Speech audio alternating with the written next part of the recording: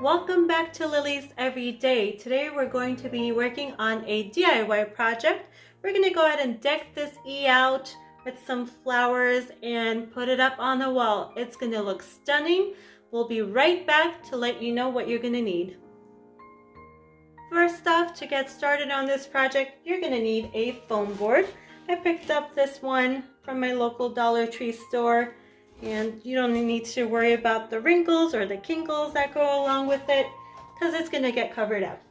And then go ahead and cut the letter of your choice out of the foam board. Don't worry if you have jagged ends, that's also going to get covered up. Choose some flowers that you like.